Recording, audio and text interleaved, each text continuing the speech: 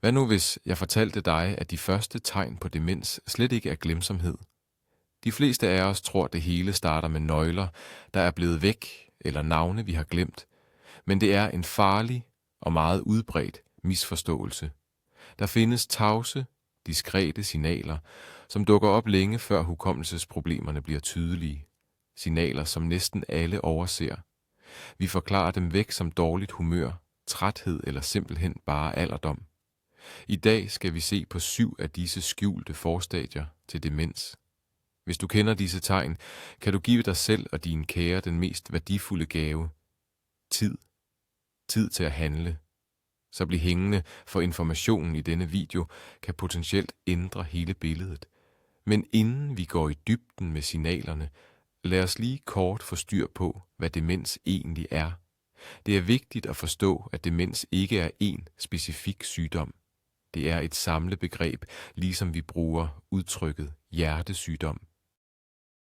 Det beskriver et helt sæt af symptomer i forbindelse med en vedvarende svækkelse af de kognitive funktioner, altså hjernens evne til at tænke, huske og ræsonnere. Alzheimers sygdom er den mest almindelige årsag til demens, men der findes mange andre. Nøgleforskellen mellem demens og almindelig aldersbetinget glemsomhed er, at disse forandringer er så alvorlige, at de forstyrrer hverdagen. At glemme, hvor man har lagt sine briller, er helt normalt. Men at glemme, hvad briller overhovedet bruges til, det er en grund til at være opmærksom. Det er præcis disse dybere og mere uigennemskuelige ændringer, vi skal fokusere på. Det første advarselstegn, som vi sjældent taler om, er de snigende, men vedvarende ændringer i personligheden. Forestil dig, at din far, der altid har været rolig og fornuftig, pludselig bliver mistænksom. Han anklager måske naboen for at stjæle avisen, eller han er konstant sur og irriteret uden nogen god grund. Eller omvendt, din mor, som ellers var meget energisk og social, trækker sig pludselig ind i sig selv. Hun bliver bange og angst. Vi har en tendens til at affeje den slags adfærd som stress, livets genvordigheder, eller det vi kalder gammel surhed. Men det er en grundlæggende fejl. Vores personlighed er blevet bygget op gennem årtier. Det er vores kerne, vores inderste fundament. Og hvis den kerne pludselig ændrer sig uforklarligt, kan det være et tegn på strukturelle ændringer i hjernen. Det er ikke bare dårligt humør. Det kan være et råb om hjælp fra hjernen. De dele af hjernen, der styrer selvdisciplin og social adfærd, altså frontallapperne, er måske begyndt at svigte. Dette er et utroligt vigtigt tegn, som ofte viser sig før mange af de andre symptomer. Lad os tage et konkret eksempel. Forestil dig en person, der hele sit liv har været festens midtpunkt. En, der elskede gæster, og hvor der altid var liv og glade dage. Men så sker det, at vedkommende gradvist begynder at trække sig. Først siger han nej til de store fester, så til hyggelige kom sammen med vennerne, og til sidst holder han endda op med at tage telefonen. Familien tænker måske, at han er bare træt og trænger til fred og ro. Men i virkeligheden undgår han måske samværet, fordi det er blevet sværere for ham at følge med i samtalen, finde de rigtige ord eller forstå en joke. Socialt samvær er en utrolig kompleks kognitiv opgave. Og når hjernen ikke længere kan overkomme den opgave, er isolation desværre den letteste udvej. Så hvis du oplever, at en du holder af, uden synlig grund, går fra at være ekstrovert til at blive en indadvendt enspænder, skal du ikke bare ignorere det. Prøv i stedet forsigtigt at undersøge, hvad årsagen er, for det kan gemme på noget langt større end blot et ønske om at være alene. Først og fremmest er det afgørende at skelne disse personlighedsændringer fra almindelig depression eller en dårlig periode. Depression kan nemlig også føre til apati og social tilbagetrækning, men ved demens er personlighedsændringerne ofte mere usædvanlige og uforklarlige. Tænk for eksempel på en person, der altid har været utrolig forsigtig med sine penge, men pludselig bliver meget naiv og nemt giver opsparingen væk til telefonsvindlere. En anden ting er, at de kan begynde at opføre sig grænseoverskridende, sige upassende ting eller lave platte vittigheder, som de aldrig ville have sagt før.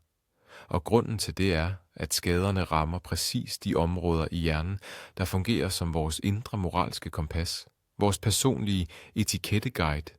Det betyder ikke, at personen pludselig er blevet dårlig eller har fået en dårlig karakter. Nej, de har mistet evnen til at vurdere sociale normer og konsekvenserne af deres adfærd. Så hvis du lægger mærke til denne type adfærd, som er fuldstændig ukarakteristisk for din pårørende, er det ikke et spørgsmål om fordømmelse. Det er et alvorligt tegn, som kræver bekymring og en konsultation hos en læge eller specialist. Det andet tegn, som måske er det mest smertefulde for de pårørende, er det gradvise tab af empati. Empati, altså evnen til at leve sig ind i, forstå og dele et andet menneskes følelser, er jo selve hjørnestenen i vores sociale liv. Men forestil dig nu, at denne evne begynder at svinde ind. Den person, du holder af, som altid har været nærværende og omsorgsfuld, bliver pludselig kold, ligeglad med dine bekymringer, eller måske endda virker hård. For eksempel fortæller du om noget meget vigtigt. Du deler dine inderste tanker, men får kun et tomt blik eller irritation tilbage. Personen kan komme til at sige noget sårende og slet ikke bemærke, at det har gjort dig ondt. Det er vigtigt at huske, at det ikke er, fordi personen ikke elsker dig mere. Det kan i stedet skyldes, at de dele af hjernen, der styrer den emotionelle intelligens, er begyndt at svinde ind. Det bliver simpelthen fysisk svært for vedkommende at aflæse dine følelser, hvad enten det er via dit ansigtsudtryk eller tonen i din stemme. Lad mig give jer en virkelig historie. Konen til en patient fortalte, at hun altid havde betragtet sin mand som det mest omsorgsfulde menneske i verden. Når hun var syg, veg han ikke fra hendes side, men en dag skar hun sig voldsomt i hånden i køkkenet. Blodet fossede ud, og hun græd af smerte og angst. Men han stod bare der, betragtede det hele med fuldstændig ligegyldighed og spurgte så, hvornår aftensmaden var klar. Hun var i chok. Hun tænkte, at han simpelthen var blevet en kold og ligeglad egoist. Først måneder senere, da andre symptomer begyndte at vise sig, forklarede lægerne hende, at dette var et tidligt tegn på frontallapdemens. Hans hjerne havde simpelthen mistet evnen til at genkende signaler som alarm, smerte, hjælp nødvendig fra et nærtstående menneske. Så hvis du oplever en pludselig følelsesmæssig kulde, skal du ikke straks tage det personligt eller blive fornærmet. Det kan være et symptom på sygdom. Hvordan skelner man det fra bare almindelig kynisme eller egoisme? Nøgleordet er forandring. Hvis en person har været selvoptaget og ikke særlig empatisk hele sit liv, ja, så er det jo bare hans karaktertræk. Men hvis det handler om en, der altid har været din klippe, som har kunnet trøste og give støtte, og pludselig er den evne væk, nærmest som om nogen har slukket for en kontakt, så skal alarmklokkerne ringe. Læg mærke til reaktionen på begivenheder, der tidligere ville have udløst en stærk følelsesmæssig respons. For eksempel nyheden om fødslen af et barnebarn eller omvendt, meget triste meddelelser. Hvis reaktionen er blevet flad, upassende eller helt mangler, så er det en grund til at være bekymret. Tabet af empati ødelægger familier og relationer, fordi de nærmeste føler sig svigtet og misforstået. Men det er vigtigt at huske, at der bag alt dette ikke ligger ond vilje, men en biologisk proces, der langsomt nedbryder hjernen.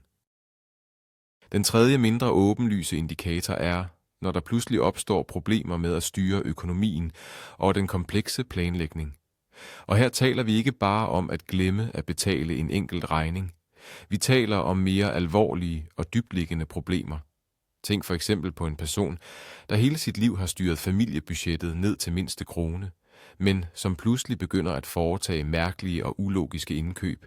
De køber måske 3 identiske støvsugere, eller de investerer hele opsparingen i en lyssky finansiel pyramide, som de ellers aldrig ville have overvejet. Eller der kan for eksempel opstå problemer med opgaver, der kræver flere trin. At lave en kompliceret middag efter en ny opskrift, at planlægge en rejse, eller blot at forstå funktionerne på en ny fjernbetjening. Alt dette kan pludselig virke som en uoverstigelig forhindring. Årsagen er, at demens ikke kun rammer hukommelsen, men også de såkaldte eksekutive funktioner i hjernen, altså evnen til planlægning, logik, abstrakt tænkning og ikke mindst konsekvensvurdering. Prøv at forestille dig en skibsfører. For at holde skibet på ret kurs, skal han ikke kun huske søkortet, men også kunne udstikke ruten, tage højde for vind, vejr, strømforhold og styre besætningen. Vores hjerne fungerer på samme måde. Når vi skal styre vores økonomi eller planlægge en kompleks opgave, er det i princippet den samme rute, der skal udstikkes. En person med tidlig demens kan godt huske, at huslejen skal betales, men selve handlingsrækkefølgen, at logge på netbanken, indtaste betalingsoplysninger og godkende betalingen, kan falde fra hinanden som usammenhængende brikker. Vedkommende kan sidde fast i et af trinene og opgive det hele, og bagefter ikke engang huske, at de forsøgte. Hvis du derfor bemærker, at din pårørende har ubetalte regninger, bliver snydt af svindlere, eller pludselig ikke kan løse en opgave, der tidligere var elementær, så er det ikke et spørgsmål om dovenskab eller skødesløshed. Det kan være et signal om, at vedkommendes indre kaptajn er ved at miste kontrollen over roret. Lad os gå videre til det fjerde symptom, som forvirrer mange. Det er synsforstyrrelser, der faktisk ikke har noget med øjnene at gøre. Personen har måske været til undersøgelse hos øjenlægen, som konstaterer: dine øjne er helt fine, og dit syn er 100%. Alligevel klager vedkommende over, at de ikke kan læse normalt, de støder ind i genstande, eller de har svært ved at vurdere afstande. For eksempel stiller de koppen ved siden af bordet, eller de kan ikke gå ned ad trapper, fordi trinene smelter sammen til en flade for dem. Dette er et særligt lumskt symptom, da både patienten og de pårørende leder efter årsagen i øjnene. Men virkeligheden er, at problemet sidder i hjernen. Store områder af hjernebarken, især i baghovedlapperne, er ansvarlige for at bearbejde den visuelle information. Når disse områder rammes af demens, holder hjernen op med at tolke de signaler korrekt, som de ellers helt raske øjne sender. Lad os forklare det med et godt eksempel. Forestil dig, at dine øjne er kameraet, og hjernen er den computer, der skal behandle billedet. Hvis selve linsen er fin, men computerens motor, altså processoren, er brændt af, så får du enten et forvrænget billede på skærmen, underlige fejl, eller også ser du slet ingenting. Det er præcis sådan, det kan fungere ved demens. Man kan godt se en genstand, men man kan ikke rigtig genkende den. Man kigger på sin telefon og aner ikke, hvad det er, eller hvad den skal bruges til. Man kan også have store vanskeligheder med at opfatte kontraster. Tænk på en hvid tallerken på en hvid duk. Den bliver nærmest usynlig for dem. Et andet meget almindeligt tegn er problemer med at orientere sig i rummet, selv i hjemmet, man kender så godt. Personen kan pludselig fare vildt på turen fra stuen og ud til køkkenet. Og her er det vigtigt at huske, det er ikke fordi man har glemt ruten. Det er et problem med den rumlige forståelse. Hjernen er simpelthen ikke i stand til at opbygge en brugbar tredimensionel model af verden omkring sig. Dette symptom er særligt farligt, fordi det markant øger risikoen for fald og alvorlige skader. Man kan snuble på et helt jævnt gulv, simpelthen fordi hjernen fejlvurderer afstanden til underlaget. Vedkommende kan også let få en forbrænding, fordi afstanden til den varme kogeplade vurderes forkert. De pårørende eller omgivelserne tror måske, at personen blot er blevet klumset eller uopmærksom. Men i virkeligheden lever den pågældende i en verden af forvrængede synsindtryk. Her krummer lige linjer, og afstande ændrer sig konstant. Hvis din pårørende klager over mærkelige synsproblemer, men øjenlægen ikke finder noget unormalt, er det en klar grund til straks at kontakte en neurolog. Denne type synsforstyrrelser kan for eksempel skyldes Lewy body demens eller måske posterior cortical atrofi, som er en sjælden variant af Alzheimers sygdom. Ignorer ikke disse klager, de kan være et tegn på et alvorligt underliggende problem. Det femte diskrete signal, som vi ofte forveksler med ren dovenskab eller depression, er apati og manglende initiativ. Her taler vi ikke kun om dårligt humør eller almindelig midlertidig træthed. Det er en dyb, gennemgribende ligegyldighed over for alt det, der før gav glæde og mening i livet. Mennesket, der elskede at passe sin have, går pludselig ikke ud til sine bede længere. Den passionerede lystfisker finder ikke fiskestangen frem. Strikkeentusiasten lægger pinde og garn fra sig. Og når du spørger hvorfor, får du intet klart svar. Det er bare et: jeg orker det ikke, jeg har ikke lyst, eller Hvad gør det af forskel? Personen kan sidde i timevis i lænestolen og stirre tomt ud i luften, eller blot zappe formålsløst rundt på tv-kanalerne. De holder op med selv at tage initiativ til noget som helst, og for at få dem til at gøre selv små ting, skal de hele tiden skubbes i gang og vejledes. Dette er en af de mest udbredte, men desværre også mest undervurderede måder, demens kan vise sig på. Hvad er forskellen egentlig på dette og depression? Ved depression mister man også interessen for sine hobbyer eller gøremål, men man oplever typisk stærke negative følelser, melankoli, sorg, skyldfølelse eller håbløshed. Man lider under sin tilstand. Ved apati, som er forårsaget af demens, er disse følelser der måske slet ikke. Personen er ikke ked af det. Han eller hun er simpelthen bare ligeglad. De er følelsesmæssigt tomme. Dette skyldes en skade i hjernens pantelapper, som er ansvarlige for motivation, målsætning og viljestyrke. Forestil dig, at din bil løber tør for benzin. Alle systemer er intakte, motor, hjul, rat, alt er, som det skal være, men bilen kører ikke, fordi der mangler brændstof, altså energi til bevægelse. Apati ved demens er netop sådan en tom tank for motivation. Personen kan fysisk godt foretage sig noget, men der mangler den indre impuls til at komme i gang.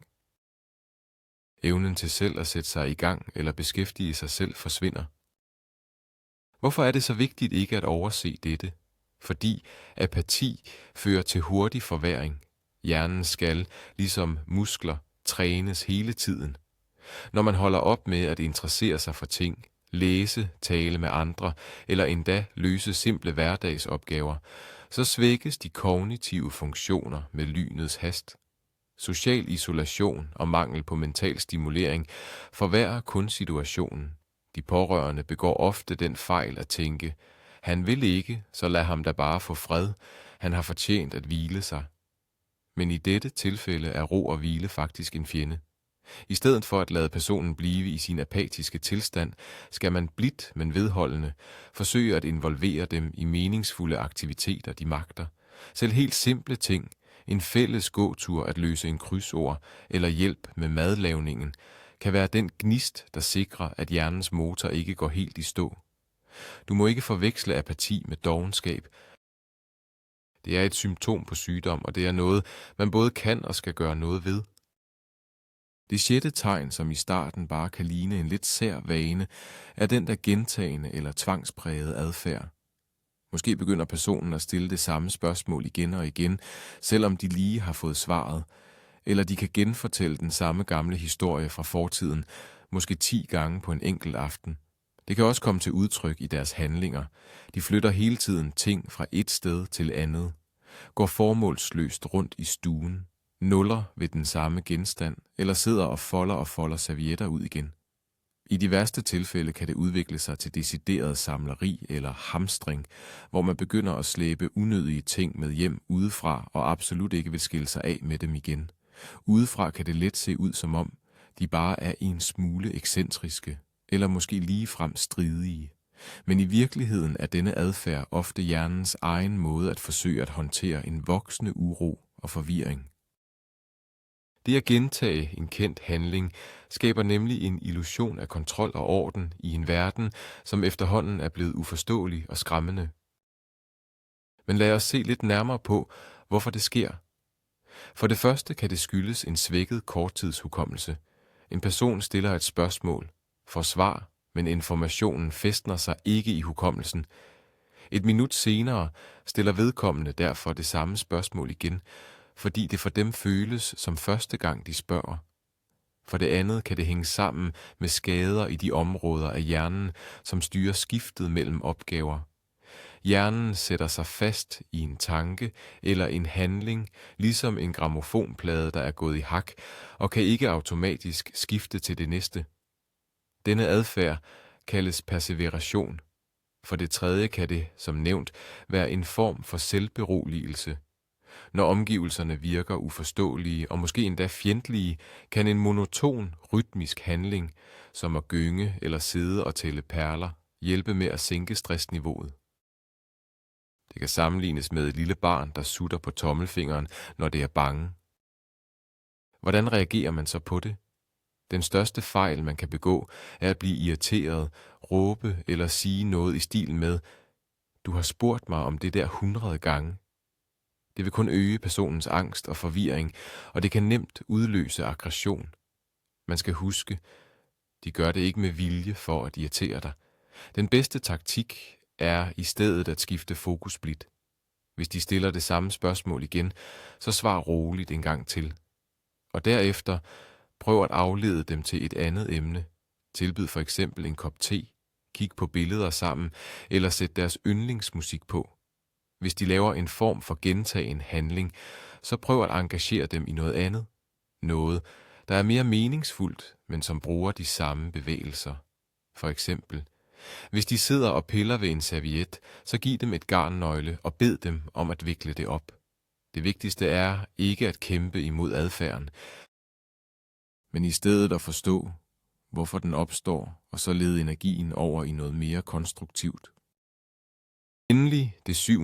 og et meget overraskende tegn, der relaterer sig til vores basale instinkter, er de voldsomme ændringer i spisevaner. Dette handler især om en pludselig og voldsom trang til søde sager. En person, som ellers hele sit liv har været ligeglad med desserter, begynder pludselig at indtage slik, kager og chokolade i uhyrlige mængder. De kan begynde at gemme søde sager væk og spise dem i smug, eller de begynder for eksempel at tilsætte sukker til helt uegnede måltider. Tænk på at putte sukker i suppe eller i salat. Dette er ikke kun et gastronomisk lune eller et indfald. Forskere forbinder det med flere vigtige faktorer. For det første, ved visse former for demens, især Alzheimers sygdom, kan de områder i hjernen, der styrer mæthedsfornemmelsen og appetitkontrollen, blive atrofieret. Personen har simpelthen svært ved at stoppe sig selv igen. For det andet kan selve smagsopfattelsen ændre sig. Maden føles kedelig eller intetsigende, og det er kun den meget søde eller den meget salte smag, der giver den fornødne tilfredsstillelse. Udover trangen til søde sager, kan der være andre mærkelige vaner. For eksempel kan en person begynde at spise ting, der slet ikke er mad. Denne farlige tilstand kaldes pica. Man kan forsøge at spise sæbe, jord fra en urtepotte eller måske en opvasket svamp. Dette sker, fordi hjernen holder op med korrekt at identificere objekter og deres formål. Selve måltidet kan også ændre sig fuldstændigt. Man kan glemme, hvordan man bruger sit bestik og begynde at spise med fingrene. Vedkommende kan glemme, at de lige har spist, og kræve mad igen kun 5 minutter efter frokost. Eller omvendt kan personen helt miste interessen for mad, enten fordi de ikke føler sult, eller fordi de simpelthen glemmer, at de skal spise. Alt dette fører til alvorlige problemer, voldsom vægtøgning eller vægttab, risiko for kvælning, diabetes og andre komplikationer. Derfor bør enhver fundamental og uforklarlig ændring i spiseadfærden straks vække bekymring. Det er vigtigt at huske på, at de her ændringer i kosten ikke skyldes dårlig opførsel eller forkælelse. De er faktisk et direkte symptom på en sygdom i hjernen. Hvis din ældre slægtning pludselig kun vil spise slik og søde sager, skal du ikke skælde ud eller forsøge at tage godterne fra vedkommende med magt. Det fører kun til unødvendige konflikter. Forsøg i stedet at erstatte det usunde slik med sundere alternativer. Tænk på frugt, bær, tørret frugt eller eventuelt sukkerfrit slik. Tilbyd mad oftere, men i meget mindre portioner. Hvis det er svært at bruge bestik, så lav mad, der nemt kan spises med fingrene. Det kunne for eksempel være små frikadeller eller grøntsagsstænger. Og det vigtigste, sørg for sikkerheden i køkkenet. Fjern rengøringsmidler og andre ikke spiselige genstande fra steder, hvor de er frit tilgængelige. Kostændringer er altså ikke bare en sær vane eller en pludselig indskydelse. Det er et vigtigt diagnostisk tegn, der kræver din opmærksomhed og tilsyn for at sikre, at din pårørende forbliver sund og rask. Lad os kort opsummere. Vi har gennemgået de 7 mest snigende signaler, som kan indikere, at demens er under udvikling. Disse tegn er personlighedsændringer, nedsat empati, svært ved økonomi og planlægning, synsforstyrrelser, der ikke har med øjnene at gøre, apati og manglende initiativ, repetitiv adfærd og endelig pludselige ændringer i spisevaner. Som I kan høre, er det langt mere kompliceret end blot almindelig glemsomhed. Disse symptomer er lumske, da de nemt kan afskrives som helt normale aldersforandringer. Men nu er I klædt godt på. Det vigtigste, man skal huske: hvis I genkender et eller flere af disse tegn hos jer selv eller jeres pårørende, er det vigtigt, at I ikke går i panik og stig endelig ikke diagnosen selv. Men I må bestemt heller ikke ignorere signalerne. Det er en klar opfordring til at søge læge hurtigst muligt. Enten jeres egen praktiserende læge, en neurolog eller en psykiater. En tidlig diagnose kan ikke kurere sygdommen, men den giver mulighed for at starte en behandling i tide, som kan bremse udviklingen, forbedre livskvaliteten og give jer og jeres familie dyrebar tid til at forberede jer og tilpasse jer situationen. Tusind tak, fordi I så denne vigtige video helt til ende. Hvis I fandt informationen nyttig, må I meget gerne give videoen et like og abonnere på kanalen. Del også gerne jeres oplevelser i kommentarerne. Har I oplevet lignende forandringer hos jeres pårørende? Jeres historie kan hjælpe andre med at handle, før det er for sent. Pas godt på jer selv og jeres kære.